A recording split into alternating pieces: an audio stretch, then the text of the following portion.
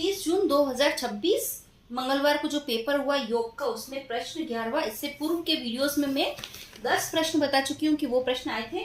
तो प्रश्न 11वां है, हठ प्रदीपिका के अनुसार शीतली प्राणायाम के लाभ को क्रम में रखना था। 5 ऑप्शन दिए थे, उनको क्रम में सीक्वेंस में जमाना था। तो आंसर हो जाएगा गुल्म पहले, फिर प्लेहा, ज्वर, पित्त और क्षुधा। तो ये 5 को क्रम में इस प्रकार यह रहेगा। प्रश्न 12वां 9th यूनिट से प्रश्न था, योग अभ्यास की अध्ययन विधियां के अनुसार प्रश्न था, योग अभ्यास की अध्ययन विधियां क्या होगी। तो उसमें जो ऑप्शन थे उसके अनुसार है, बैठने की व्यवस्था को सर्वप्रथम देखेंगे, फिर अपना स्वयं का परिचय देंगे, फिर प्रदर्शन और वापस उसकी पुनरावृत्ति करेंगे। तो ये प्रश्न हो गया 12वां। अब आ जाता है प्रश्न 13वां, हठ प्रदीपिका के अनुसार विष्णु ग्रंथि का भेदन कहाँ पर होता है। नादानुसंधान से प्रश्न है, विष्णु ग्रंथि का भेदन कहाँ पर होता है। नादानुसंधान में तो गठावस्था में विष्णु ग्रंथि का भेदन होता है।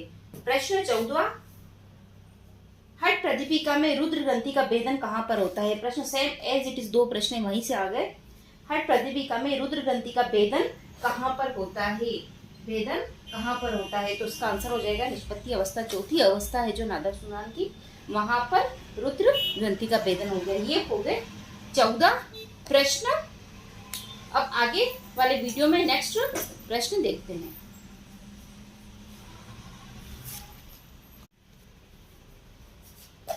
तीस जून 2026 मंगलवार को जो पेपर हुआ योग का, उसमें प्रश्न 11वां। इससे पूर्व के वीडियोस में मैं 10 प्रश्न बता चुकी हूँ कि वो प्रश्न आए थे। तो प्रश्न 11वां है, हठ प्रदीपिका के अनुसार शीतली प्राणायाम के लाभ को क्रम में रखना था। 5 ऑप्शन दिए थे, उनको क्रम में सीक्वेंस में जमाना था। तो आंसर हो जाएगा गुल्म पहले, फिर प्लेहा, ज्वर, पित्त और क्षुधा।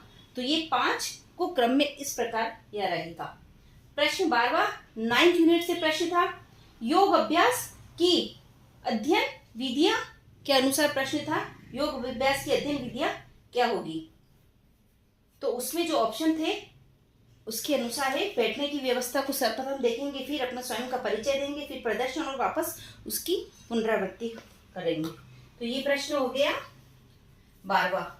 अब आ जाता है प्रश्न 13वां, हठ प्रदीपिका के अनुसार विष्णु ग्रंथि का भेदन कहाँ पर होता है। नादानुसंधान से प्रश्न है, विष्णु ग्रंथि का भेदन कहाँ पर होता है। नादानुसंधान में तो गठावस्था में विष्णु ग्रंथि का भेदन होता है।